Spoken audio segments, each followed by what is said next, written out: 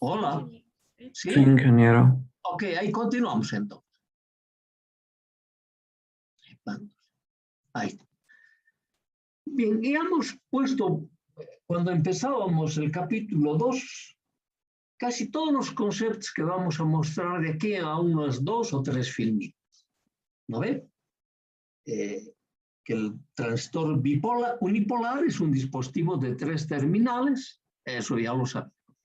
El transistor bipolar es de 3 terminales también, porque habíamos puesto, y en base a eso habíamos establecido analogías. Así que esta primera partecita prácticamente lo vamos a ir pasando rápidamente, ¿no?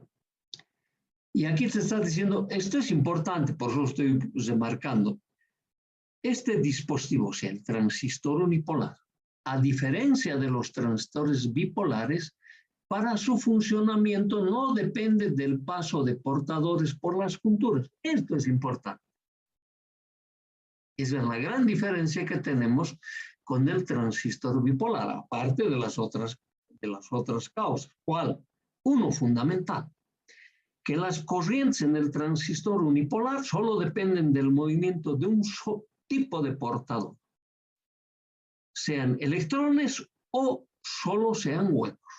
En cambio, en el bipolar, las corrientes están formadas por el movimiento de ambos tipos de portadores, huecos y electrones y huecos. Gran diferencia. La otra gran diferencia, el control, que la corriente de salida en el bipolar está controlado por la corriente de entrada. En el unipolar no, la corriente de salida está controlada por la tensión en la entrada del dispositivo. En un caso es corriente controlado por corriente y el otro es corriente controlado por tensión. Entonces, esto es lo que vamos a, por eso decía, rápidamente lo vamos a pasar. Dice, ¿no? Nos permite establecer diferencias sustanciales que han sido notadas. Son dispositivos de 3 terminales.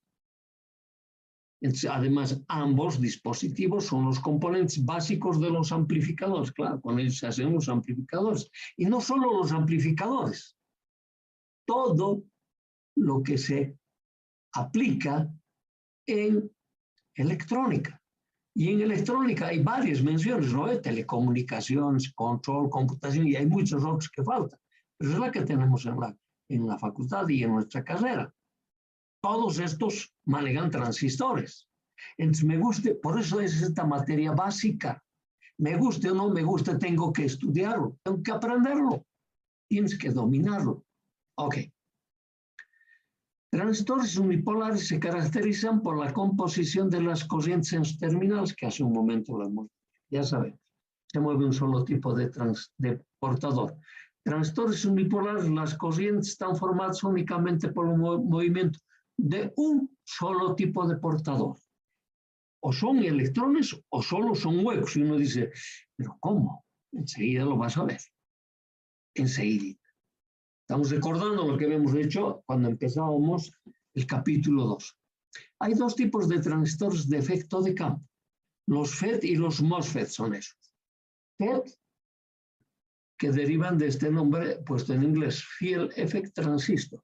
Entonces, ¿qué dice? Transistor de efecto de campo. Se va a justificar ese nombre. Y el otro es el MOSFET. MOSFET, también conocido con este nombrecito, ICFET. No, pero está tendiendo a desaparecer este nombre, por eso no lo menciono yo. Este es lo más popular. Esto está permaneciendo y se está extendiendo. Con este nombre todo el mundo lo conoce, MOSFET. Ok. Este MOSFET, que también vamos a justificar, es de compuerta aislada. Y este MOSFET proviene de estos nombres puestos en inglés. ¿No? Es lo mismo que el transistor FET, pero tiene compuerta aislada. Ya. Aquí no he mencionado nada de la compuerta, sí, ya vamos a ver la compuerta. Y aquí también después lo vamos a ver en la analogía que hemos establecido. Ya. Ahora te dice, todos los transistores se fabrican así. Este dispositivo está fabricado en base a una barra semiconductora tipo N o tipo P. nada nuevo, porque en el NPN o en el PNP también era así, en base a una barra semiconductor de un tipo, en ambos lados le ponías transistor semiconductores del otro tipo, que también algo parecido va a ser. Ahora, pero es importante que mencionemos esta barra, porque esa barra se va a transformar en lo que en este transistor unipolar se viene a denominar canal. La palabra canal, anda recordándolo. Ya sabes que es un canal, ¿no? Un canal para agua, por ejemplo, por ahí cómo se desplaza el flujo del líquido, ¿no? Ok. Si la barra es de un material tipo N, canal N se va a llamar. Si los portadores mayoritarios en un N son los electrones, que son los únicos que se van a mover, enseguida vamos a ver por qué. Si la barra es tipo P, los portadores que se van a mover van a ser huecos, los únicos. Entonces, a uno lo vamos a llamar de canal N y al otro de canal P. Ok. Si la base es de un material tipo P, los portadores mayoritarios son huecos. O sea que lo primero que hemos hecho es identificarnos con los mayoritarios. De los minoritarios casi no lo hemos mencionado. Enseguida los vamos a ver y por qué ha sido eso. Ya. El movimiento de los portadores, esto es importante, es controlado por un campo eléctrico. De ahí proviene el FET, Field Effect Transistor, ¿no? Porque su corriente está siendo controlado por un campo eléctrico. ¿Y el campo eléctrico de qué depende? Depende de un gradiente de potencial eléctrico. ¿Y el potencial de qué depende? De la tensión aplicada. Por eso decimos, son dispositivos de corriente controlados por una tensión diferente al otro dispositivo. Ok. El transistor unipolar, la corriente de salida se controla por una tensión en el circuito de entrada. Importantísimo que, solo estamos recordando de lo que ya hemos dicho, importantísimo que no te olvides en qué se diferencia un transistor del otro, no es una sola cosa, hay varios que van a concurrir al mismo efecto, a controlar la corriente de salida. Entonces, esos efectos no quiero que te olvides. De esa manera lo vas a identificar a tu componente y lo vas a presentar como que no es que son diferentes. Dos tipos de transistores, FET y MOSFET, hemos dicho. Del FET, canal N, canal P, del MOSFET de inducción de flexión, del MOSFET de inducción, canal N, canal P, del de flexión, canal N, canal P. Son los 6 transistores que nos están faltando. Que lo veamos establecido en las analogías. Ok. Esta era la estructura de un transistor bipolar, tipo PNP y tipo NPN. ¿No ve? Entonces, sabemos que este es el emisor, la base y el colector. El emisor, la base y el colector. Para un transistor bipolar. Aquí lo estoy poniendo como modelo. Corriente que se inyecta, corriente que se saca. Pero observa. La corriente que se inyecta tiene que pasar esta juntura. La corriente que se inyecta tiene que pasar esta juntura para sacar esta corriente. Lo mismo en este otro. ¿No ve? Ok. Vamos a mirar nuestro dispositivo porque físicamente también es bien diferente. Entonces, los terminales del transistor, estos eran emisor, base, colector. Nosotros por analogía en el transistor de efecto de campo lo hemos llamado fuente, drenador y compuerta. La fuente es lo mismo que el emisor, el drenador es lo mismo, o es análogo al colector y la compuerta es análogo a la base. Y seguramente en nuestro transistor este va a ser la fuente, este va a ser la compuerta, este va a ser el drenador. ¿No ve? En la analogía. Enseguida vamos a ver una gráfica parecida al que acabamos de mostrar. La fuente. Si estamos poniendo, bueno, cada uno de los componentes o de los terminales. Es el terminal a través del cual los portadores mayoritarios entran a la barra y se lo viene a denominar ISUFES. Y en nuestras analogías ya lo habíamos anotado.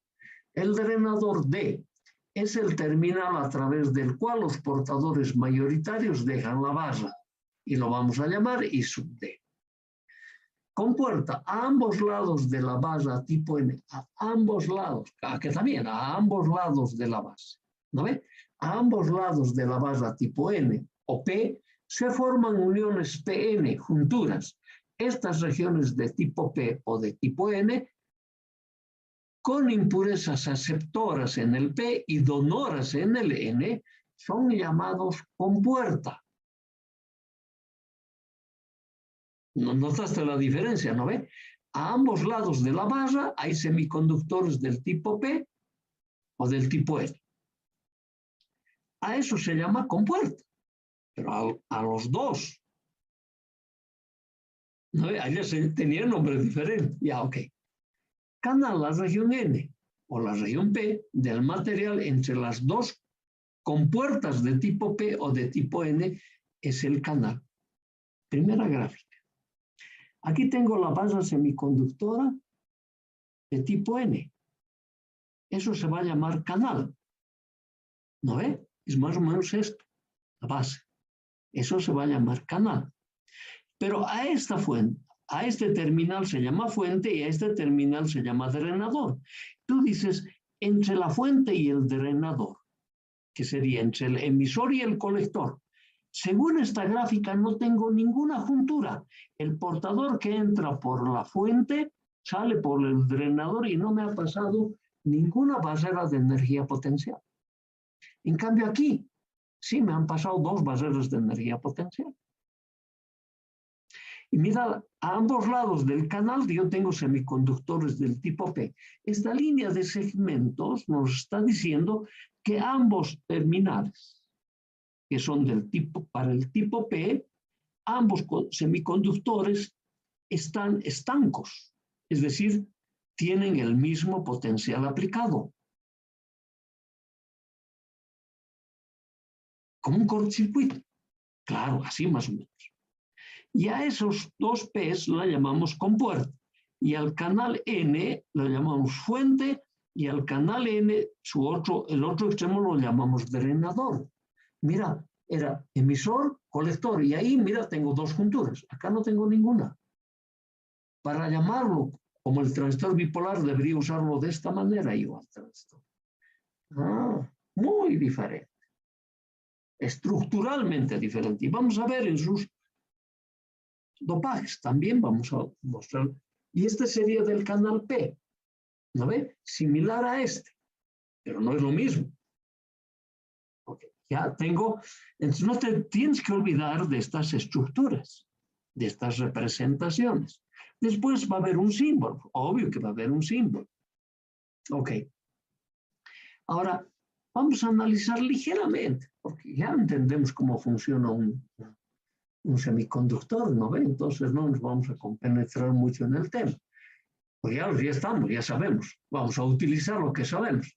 Dice, en el canal tipo E, el de paréntesis cuando tengamos que utilizar un dispositivo de canal tipo P. Entonces, en el canal N, las dos regiones P están conectados eléctricamente, que es lo que te dije, estancos tienen que ser. Tiene que haber una línea de conductor entre los dos semiconductores del tipo P que están a ambos lados del canal. Están conectados eléctricamente para formar el electrodo de compuerta.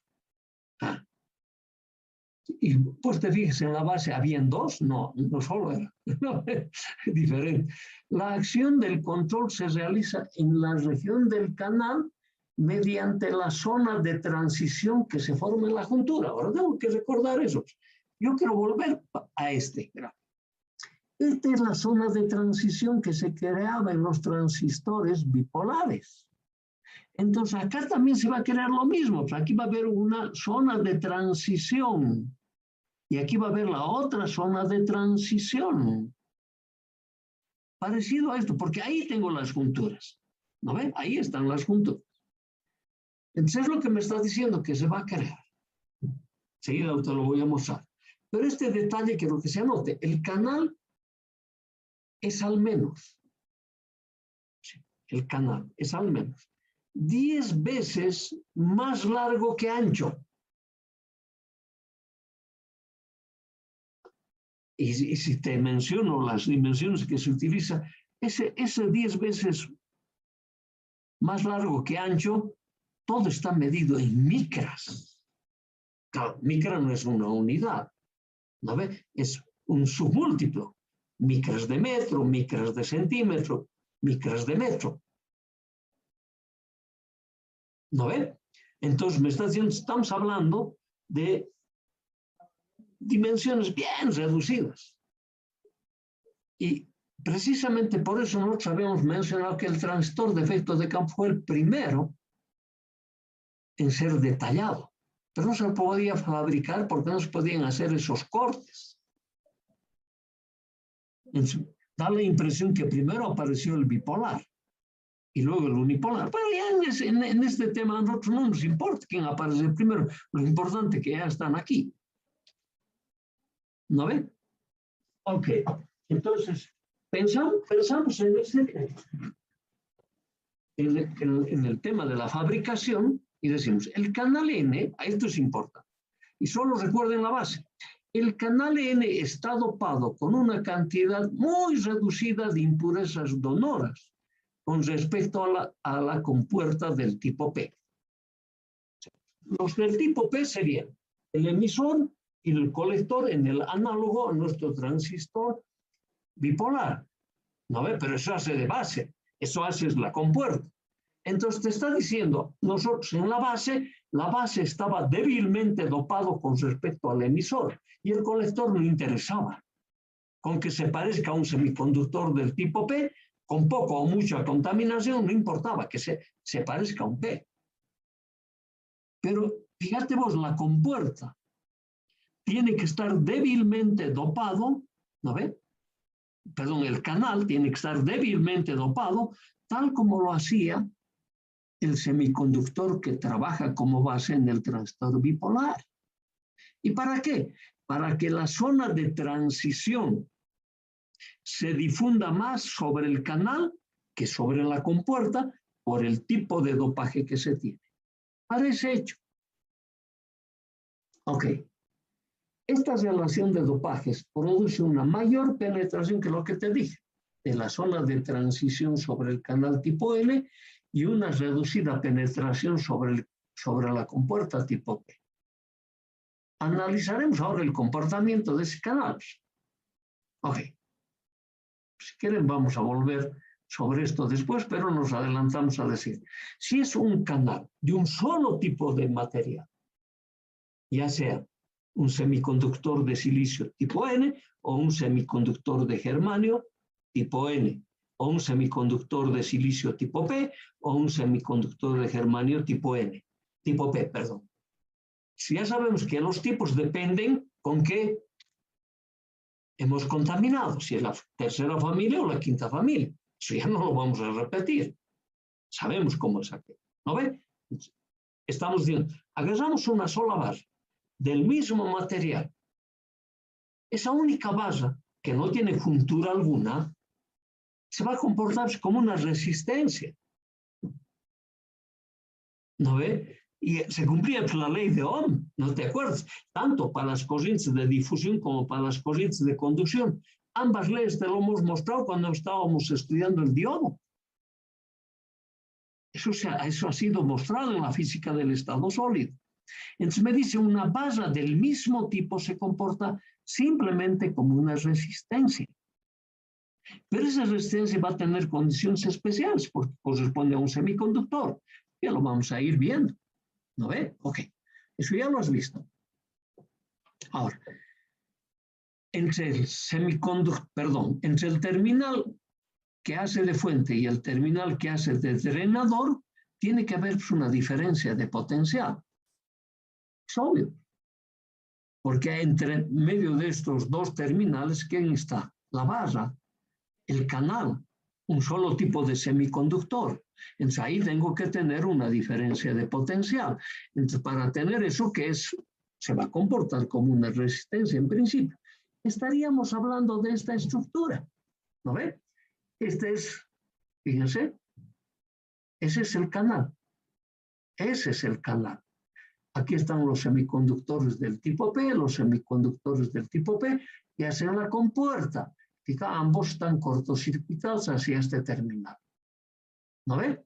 Entonces, esta es la fuente y este es el drenador. Y ahí tengo solo una barra semiconductora de un solo tipo, del tipo N. Y nosotros, es corriente que se inyecta, corriente que se saca. Era en el transistor bipolar. Pero la corriente que se inyecta aquí va a estar controlada por una tensión.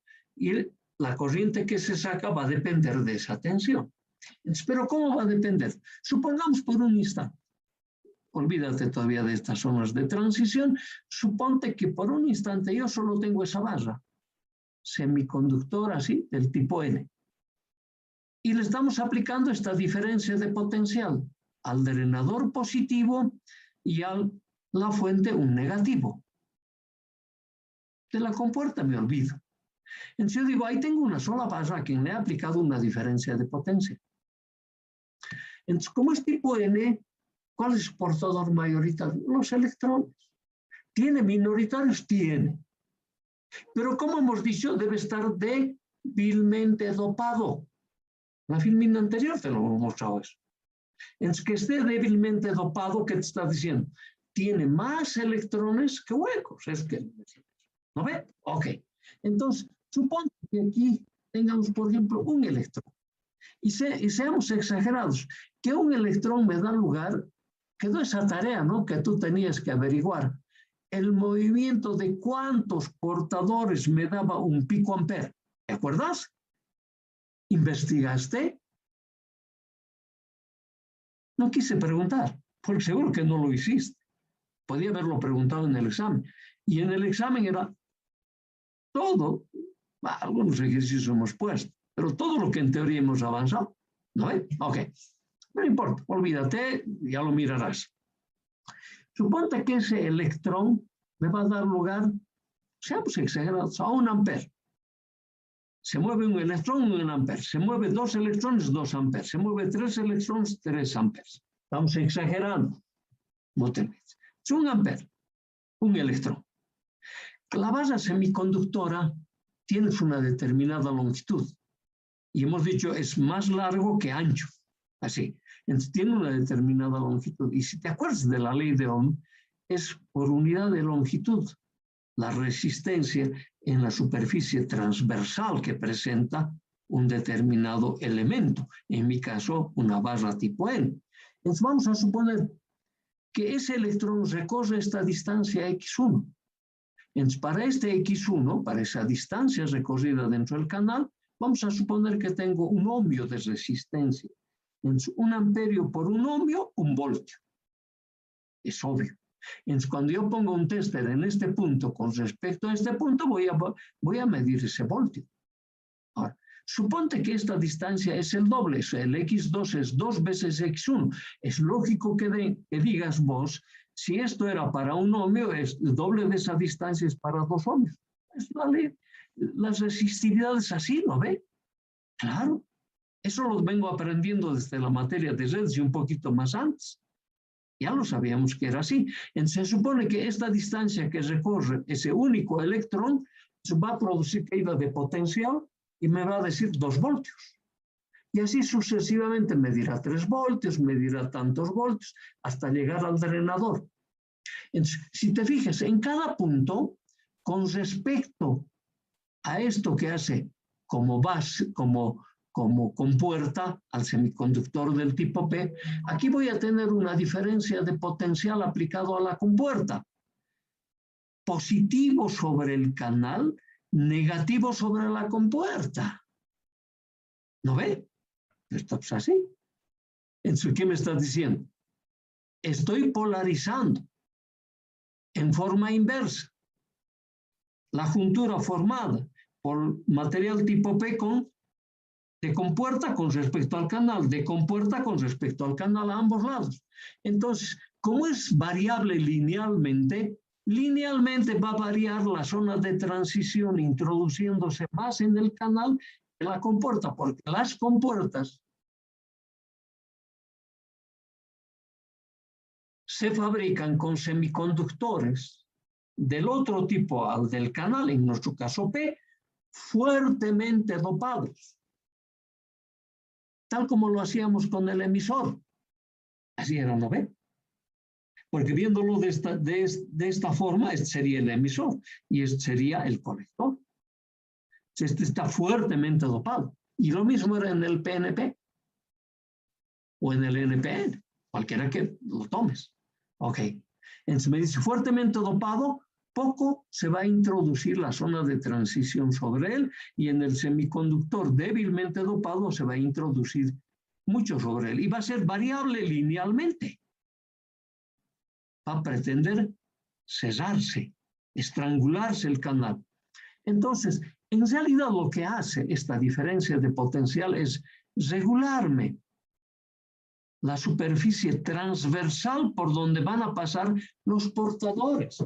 Si lo está disminuyendo, pues tienes que decir que cada vez pasan menos corriente. Es sencillo. Sencillo. Y mirad esos portadores que se han inyectado desde la fuente y van a llegar al drenador, no han pasado barrera alguna. No han pasado juntura alguna. Se han difundido en el material del mismo tipo. Gran diferencia. Entonces, tenemos que recordar que la zona de transición se forma en el lugar donde existe una juntura y no se forma zona de transición en una base de un mismo tipo. Más bien esa le permite controlar la cantidad de portadores que van a dejar pasar un determinado ancho. ¿No ve? Ahora, si a esta tensión, fíjate, no le hemos aplicado nada a la compuerta, solo le estamos aplicando una diferencia de potencial entre drenador y fuente. ¿Qué tal si le aplicamos una tensión ahora entre compuerta y fuente? Y que más o menos me produzca el mismo efecto que produce esta diferencia de potencial a lo largo del canal. Es decir, yo digo, al P le aplico un potencial negativo y al N le voy a aplicar un potencial positivo. Entonces lo voy a polarizar en forma inversa. ¿No ve? Entonces me dice, se va a difundir más sobre el canal que sobre la compuerta, la zona de transición. Y como es constante la tensión que voy a aplicar entre la compuerta y la fuente, igual que esta tensión, entonces me dice, va a haber una zona de transición uniforme a lo largo del canal. Veamos. Después vamos a volver sobre eso. Este es el mismo resumen de hace un momento. Perdón, a ver qué acá. Voy a volver sobre los anteriores. Me dice, ¿te fijas? Yo tengo el mismo cortocircuito entre las dos terminales que hacen de compuerta, pero he levantado el cortocircuito que iba a la fuente. Entre la fuente y el cortocircuito que hace de canal, estoy aplicando esta tensión menos BGG. Y momentáneamente he dejado de aplicar la tensión de polarización de drenador fuente. ¿No ve? Estaba aquí. No lo estoy aplicando. Si no estoy aplicando esa tensión, me dice, no va a haber movimiento de portadores a lo largo del canal, porque no hay diferencia de potencial alguno. Como aquí yo le ponía un potencial negativo y aquí un potencial positivo, los electrones, tengo que recordar, van a ser repelidos por igual polaridad, ¿no ve? Entonces el electrón va a desplazarse en este sentido y el drenador que tiene un potencial positivo lo va a atraer. Pero ahora no tengo ese potencial. Solo estoy aplicando este potencial constante. Entonces me dice, mi zona de transición va a ser constante a ambos lados de la juntura formada entre la compuerta y el canal. Te lo puedes decir vos entre la compuerta y la fuente, entre la compuerta y el drenador. ¿No ve? Entonces, para no hablar así de dos terminales, yo digo entre la compuerta y el canal. Punto. Entonces eso va a ser constante. Y si a esto, además, después le pones esta tensión de acá, entonces a eso va a venir superpuesto lo que teníamos antes. Vamos a volver enseguida sobre nuestra anterior filmina. Ok.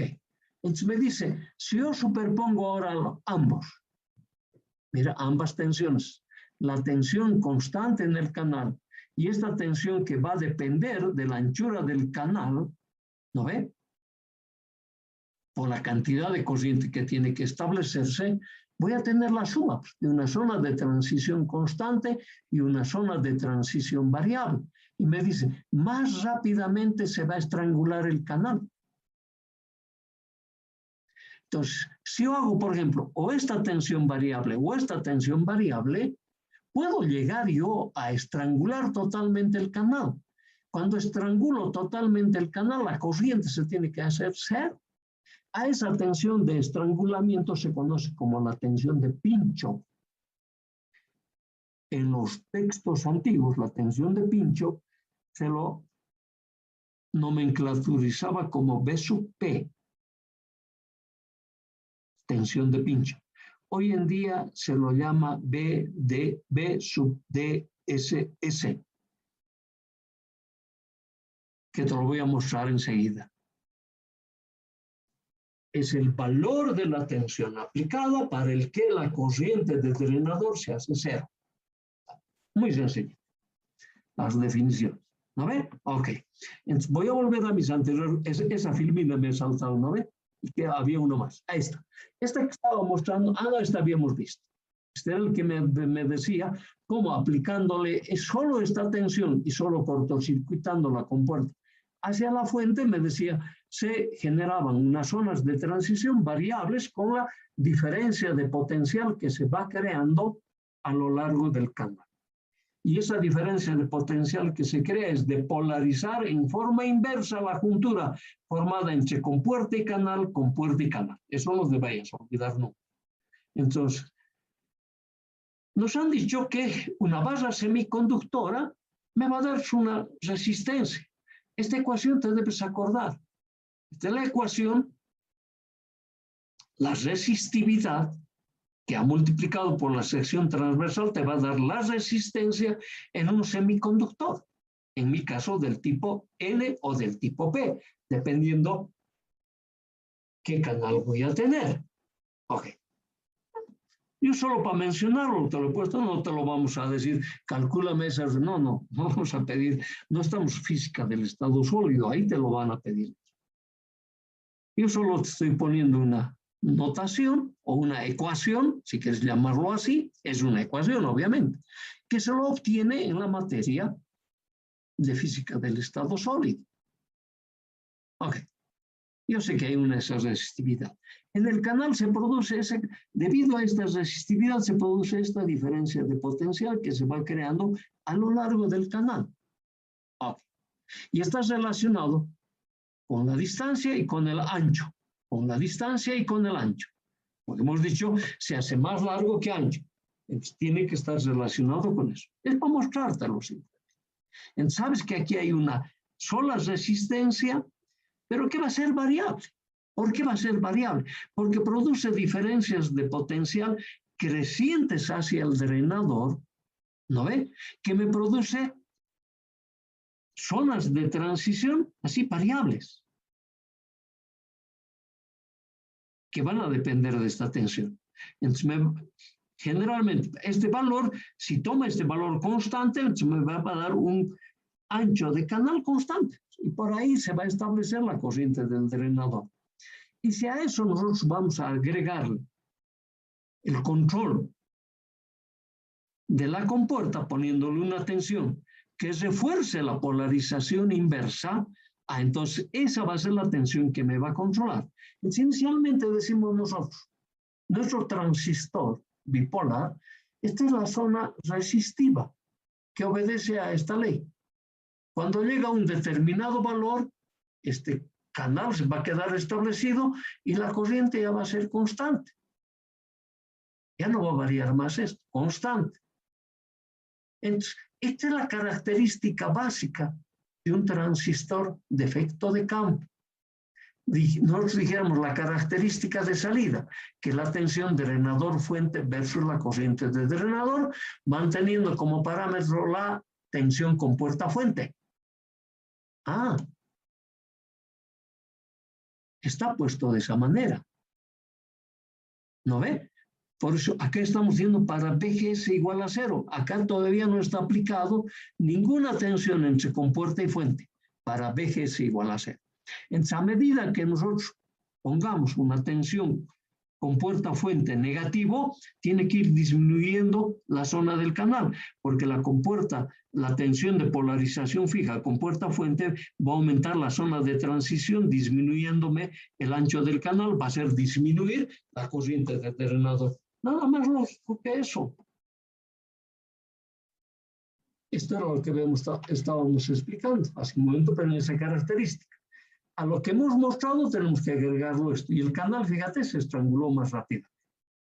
Entonces, pero quiero mostrar la característica de salida antes de comentar esta. Esa característica de salida va a empezar con BGS igual a 0, polarices con menos 1 voltio, tengo menos canal, menor la corriente.